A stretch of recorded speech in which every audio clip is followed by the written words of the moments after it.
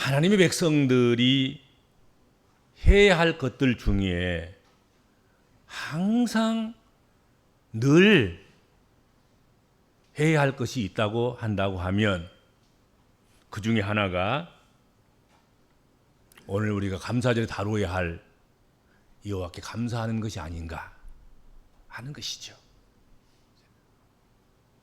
우리가 늘 해야 되는 것, 예수 믿는 사람들이 항상 해야 되는 것 많이 있겠지만 감사절에 다루어야 할 덕목으로는 여호와께 감사하는 것이 답이겠다 하는 생각을 해봅니다. 이스라엘도 할 때는 이스라엘은 민족을 말하는 것입니다. 아론의 집은 아론 문중이거든요. 문중. 아론 제사장 집안이죠.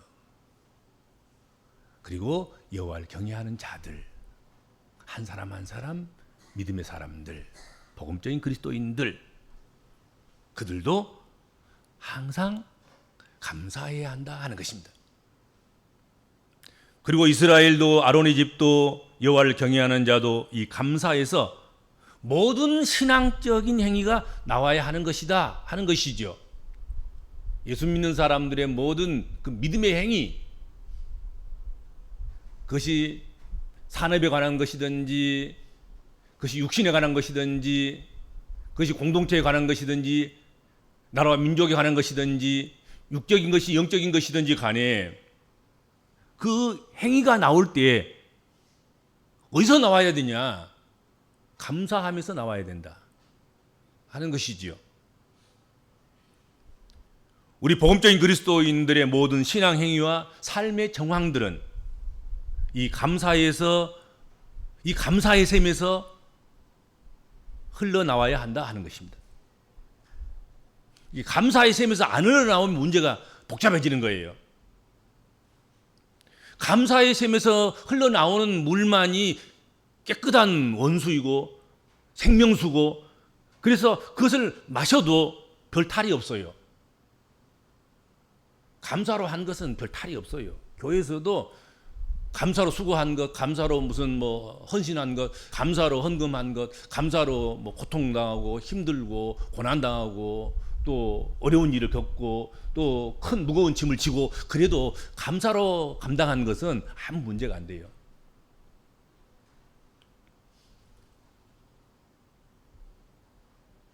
감사 없이, 자발성 없이 억지로 하다 보면 지치고 불평을 하게 되고 원망할 곳을 찾게 되는 것입니다. 하나님의 백성들의 모든 예배도 봉사도 그 어떤 섬김과 선행도 감사해서 나오는 것이어야 할 것입니다. 그렇지 않으면 자기 의로 하게 되고 자기 자랑으로 하게 되고 자기 만족으로 하게 됩니다. 꼭 그러다가 시험에 빠져요. 그렇죠? 시험 들고 결국은 헛된 수고이고 무익하게 되더라 하는 것이죠. 오늘 본문 말씀은 항상 여호와께 감사할 이유들에 대해서, 이러니 감사해야 된다, 이러니 감사할 수밖에 없다, 이러니 감사의 셈에서 물을 길러서 감사의 일들을, 감사의 근원이니 거기서부터 흘러나와서 감사하는 일들을 우리가 감당해야 된다 하고 감사의 이유들을 몇 가지로 말씀하고 있습니다. 한 3가지쯤. 첫째로, 그의 인자하심이 영원하기 때문이다. 하나님의 인자하심이 영원하기 때문이다. 본문에서 시편 기자는 하나님께 감사할 수밖에 없는 이유를 구체적으로 거듭거듭 강조하고 또 강조하고 있습니다. 그것이 무엇입니까? 1절에서 4절 계속해서 반복되는 말씀, 여호와의 인자하심이 영원함이로다. 이 말씀이 계속해서 반복되고 있습니다. 아니, 오늘 시편 118편 전부가 다 이 말씀으로 가득 차 있습니다.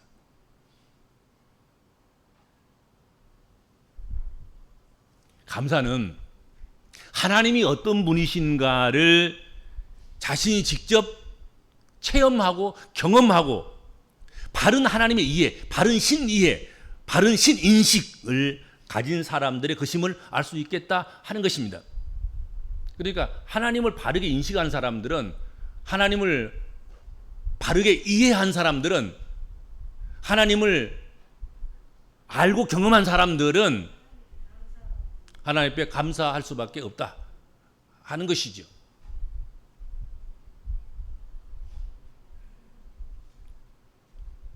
감사는 자신을 알고 자신을 발견함으로 인해서 시작되는 것이 아니라는 것입니다. 우리에게 주어진 모든 은총들은 하나님으로부터 말미암은 것들입니다. 하나님의 인자하심에서 기인하더라 하는 것이지요. 오늘 본문에 사용되고 있는 이 인자라는 말, 히브리 말은 헤세드입니다. 여러 의미로, 여러 뜻으로 번역할 수 있겠습니다. 자비, 친절, 자애, 선함, 친절함, 자비로움, 호의, 이런 등등으로 우리가 해석해낼 수 있을 것입니다. 그 외에도 더 다양한 뜻이 담겨져 있습니다. 하나님의 광대하심과 같이 하나님의 자비로우심도, 하나님의 선하심도, 하나님의 인자하심도 그 광대함이 다 헤아릴 수 없음과 같다, 그렇게 생각이 됩니다.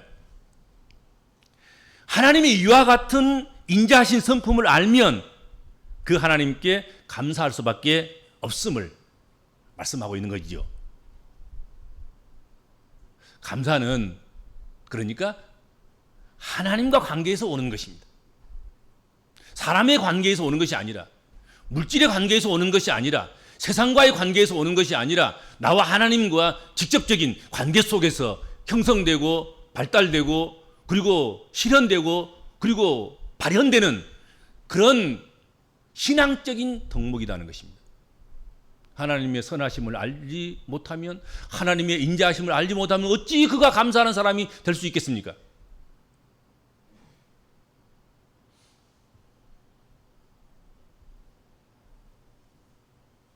따라서 설령 우리가 하나님께 달리 어떤 것을 드릴 것이 없어도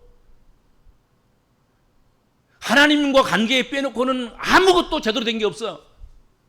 만족스러운 것도 없고 소원이 이루어진 것도 없고 사는 것도 힘들고, 그럼에도 불구하고 어쨌든 그분께 감사를 드려야 할 수밖에 없고, 또 드려야 하는, 또 드릴 능력이 생기는 그 이유는 하나님과 우리 관계 속에서 하나님이 인자하시다는 것을 우리가 깨닫게 되는 것이고 알게 되는 것이고,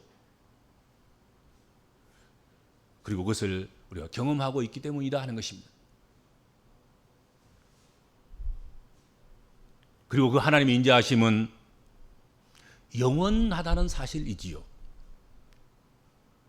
우리가 가장 벅찬 감격도 기쁨도 오래 간직하고 싶은 그런 일들도 여러분 조금만 지나가면 그 감동, 그 감격이, 그 감동이 그냥 시그러져요. 사라져요.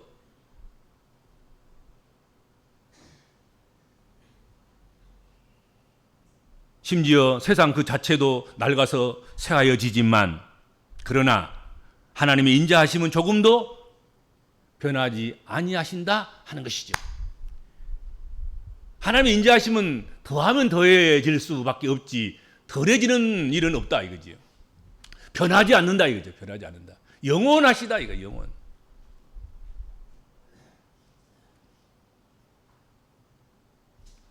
감사는 이처럼 하나님의 인자하심에 뿌리를 두고 있어야 합니다. 그래야지 변하지 않아요. 그래야지 영원해요. 그래야 이랬다 저랬다 안 해요. 이 인자하심에서 나온 싹과 꽃과 열매가 바로 감사이다 하는 것입니다. 하나님의 인자하심의 그 관계 속에서 내가 하나님의 인자하심을 알고 하나님의 인자하심을 고백하고 하나님의 인자하심을 먹고 마시고 즐기고 그 안에서 우리가 행복해하고 기뻐하고 살아갈 때 거기서부터 감사가 꽃도 피고 싹도 나고 뭐 열매도 맺고 항상 푸르름도 있고 그런 거란 말이죠.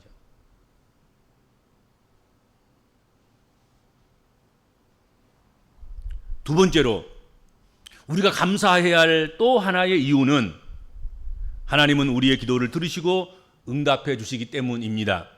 오늘 5절 말씀을 한번 봅시다. 5절 말씀을 보세요. 내가 고통 중에 여호와께 부르짖었더니 여호와께서 응답하시고 나를 넓은 곳에 세우셨도다 말씀했습니다.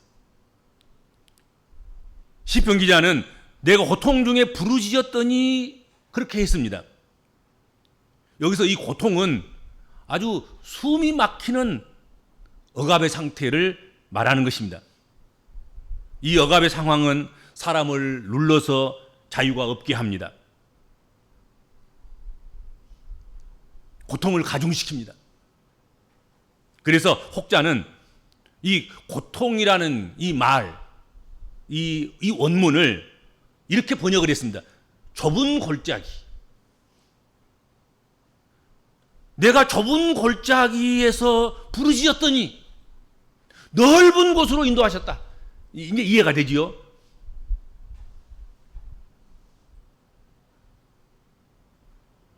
이런 고통이 엄습해 오고 찾아온 고난이 너무 커서 우리를 짓누를 때 하나님께 아뢰고 부르짖어서 기도했더니 그 고통을 다 아시는 하나님께서 우리를 그 좁은 골짜기, 그 협곡에서 그 고통에서 응답하시고 나를 넓은 곳으로 옮겨주셨다. 숨을 좀 쉬게 해주셨다 하는 것입니다. 그렇죠? 막 좁은 곳에서 막 숨도 제대로 못 쉬고 있는 그곳에서 하나님 살려주세요 하고 했더니 하나님께서 딱 하늘을 열어주시고 협곡을 깨트려서 열어주셔서 나를 숨쉬게 하셨다. 나를 넓은 곳에, 혼한 곳에, 밝은 곳에, 빛이 비치는 곳에 그렇게 세워주셨다. 숨 쉴 만한 곳으로 옮겨주셨다. 세워주셨다 하는 고백입니다. 넓은 곳이라는 것은 좁은 곳과는 반대되기에 갇히지 않은 넓은 장소, 곧 자유로움이 있는 곳이라 생각이 됩니다. 숨이 막히고 짓눌린 그 좁은 곳과 같은 그런 상황에서 건지셔서 넓은 곳으로 인도해 주셨다는 그런 고백 아니겠습니까? 그러니까 하나님께 기도하면 항상 하나님께서는 우리를 좁은 곳에서 넓은 곳으로, 어둠에서 빛으로, 숨 쉴 수 없는 곳에서 숨 쉴 수 있는 곳으로, 볼 수 없는 곳에서 볼 수 있는 곳으로 우리를 그렇게 넓은 곳에 세워 주신다 하는 것이죠. 아주 아찔한 협곡, 그곳에서 벗어나서 물이 풍성한, 그리고 초목이 무성한 기쁨의 넓은 평원으로 인도하신다 하는 것이죠. 그러니 감사할 수밖에 없는 거잖아요. 우리가 기도할 때마다 하나님께서는 우리를 좁은 곳에서 넓은 곳으로, 숨 쉴 수 없는 곳에서 숨 쉴 수 있는 곳으로 그렇게 응답해 주시고 그렇게 구원해 주시니 감사하지 않을 수 없다 하는 것이죠. 그러니까 늘 기도가 살아있는 사람들은 감사할 수밖에 없는 것이요. 기도의 응답이 있으니까 말이죠. 그렇지 않겠습니까? 늘 고통 가운데서 좁은 곳에서 부르짖으면 하나님께서 형통을 주시고 그리고 넓은 곳으로 인도하시니 그것을 경험하고 아는 이로서 어떻게 감사하지 않을 수 있겠는가? 감사 이유가 되고도 남는 것이죠. 그렇죠? 그 다음에 세 번째로 우리가 감사해야 할 또 다른 이유, 그 이유 중에 하나는 여호와께서 내 편 되시기 때문이다. 오늘 성경에 그렇게 말씀하고 있습니다. 오늘 본문 말씀 가운데 6절과 7절에 보면은 연속해서 여호와는 내 편이시라, 여호와는 내 편이시라 하고 말씀하고 있습니다. 여호와는 내 편이란 말은 여호와는 나를 위하신다 하는 말씀과 똑같습니다. 여호와께서 나를 위하시면 누가 나를 해야 할 것인가? 누가 나를 방해할 것인가? 누가 나를 두렵게 할 것인가? 같은 말이에요. 여호와는 내 편, 여호와는 나를 이해하시는 분. 우리는 세상을 살아가면서 내 편 하나쯤은 있으면 참 좋겠더라고요, 보니까. 가정에서도 그러고 교회에서도 그러고 사회에서도 그러고 내 편 하나쯤은 있어야 사람이 좀 위로를 받고 위안을 받고 평안을 누리고 그리고 무슨 일들을 추진하면서 우리가 살아갈 수 있지 않겠는가 하는 것이죠. 세상이 참 만만치 않아요. 내 편 하나 없이 세상을 살한다 하는 것, 그것은 세상을 사는 것 같이 살지 못하는 것이죠. 다 힘들어요. 그러나 정말로 내 분신과 같이 내 편이 되어 주셔서 내 모든 것과 함께 하려고 하고 함께 같이 하는 그런 것이 주어지면 얼마나 위로가 되고 힘이 되고 용기가 나냔 말이죠. 그렇죠? 여러분들에게도 그와 같은 꼭 내 편 하나쯤은 있으시기를 주님으로 축원합니다. 있어야 돼요. 그런데 사람이 내 편 되어 주는 것, 그거 별 소용이 없을 때가 많습니다. 오히려 내 편 되어 준다는 것이 오히려 더 허물을 가중시키고 또 약점을 더 드러내고 또 오히려 두려움을 더 가중시키고 무서움을 더 몰아넣는, 오히려 의무감과 책임감만을 더하게 하는 그런 내 편일 수도 있어요, 사람이라는 게. 자, 그럴 때는 하나님은 내 편도 내 편 아니었으면 좋겠다, 그렇게까지 낙심될 때가 있죠. 그렇죠? 그 사람이라서 그래요, 사람이라서.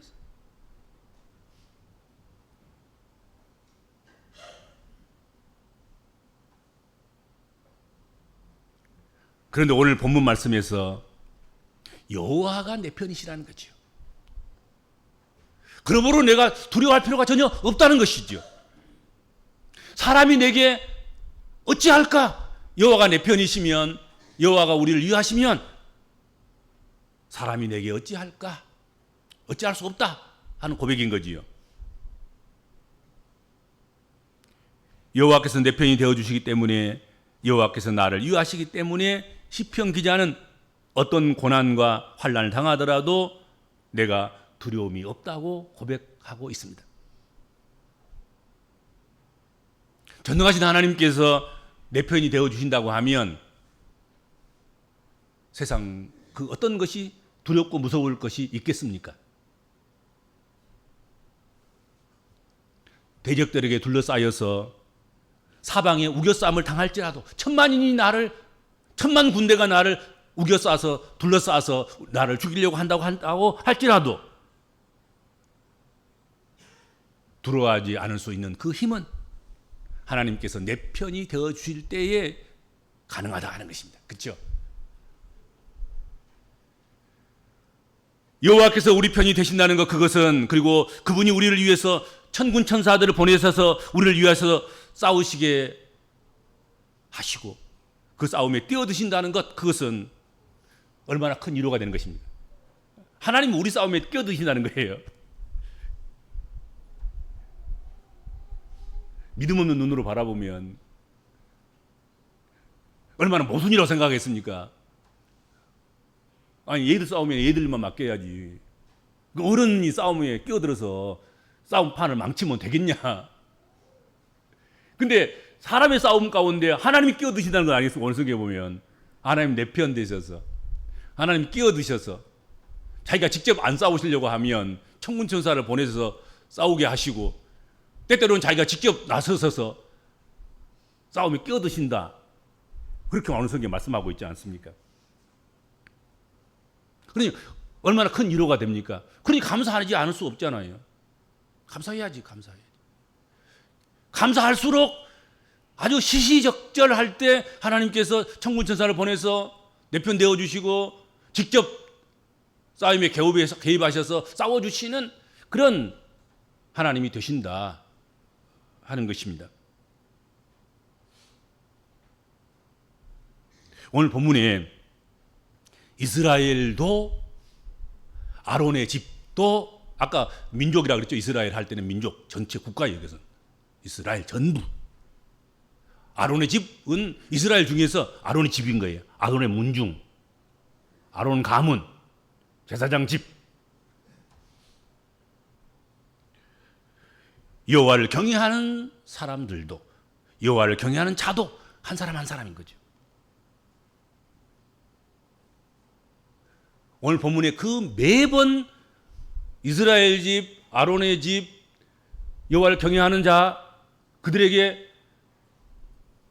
말씀하시면서 매번 강조되는 것이 앞에 먼저 언급되고 있는 말이 이제라는 단어입니다. 한번 보세요. 이제.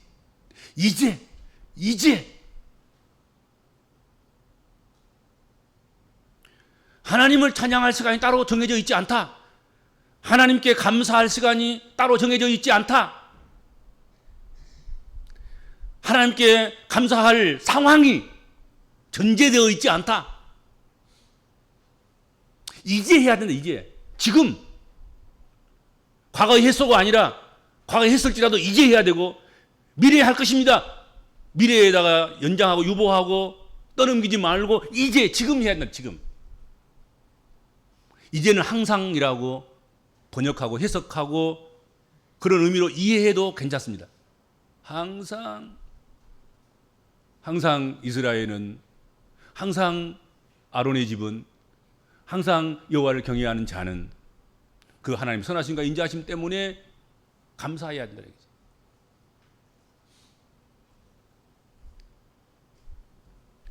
성도 여러분, 오늘 본문 말씀에 귀를 기울이고 스스로에게 불평을 멈추고 자신을 바라보는 일들과 상황, 형편, 처지, 환경, 문제 이런 것들을 주목하는 것을 그만두고 오늘 본문에 말씀하고 있는 여호와가 인자하심, 하나님이 넓은 곳으로 세워주신 그 응답, 하나님이 내 편 되어 주심, 하나님이 나를 위하심,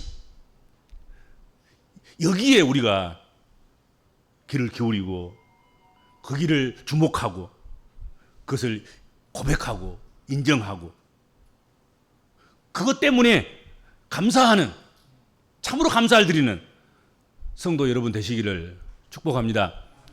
주님, 오늘 감사절에 우리가 마땅히 감사해야 될 것을, 그 이유를 살펴서 오직 감사하며, 이제 감사하며, 항상 감사하며 살아가는 자가 되기를 주님 앞에 고백하고 또 결단하고 결심하고 그렇게 살아가려고 합니다. 하나님, 우리가 감사하며 살아갈 때 적은 것에 감사할 때 큰 것으로 허락하여 주시며 보이는 것으로 감사할 때 보이지 않는 것까지도 채워주시고 부어주시는 줄로 믿습니다.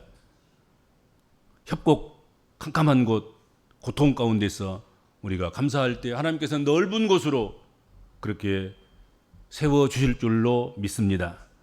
예수님의 이름으로 간절히 기도하옵나이다. 아멘.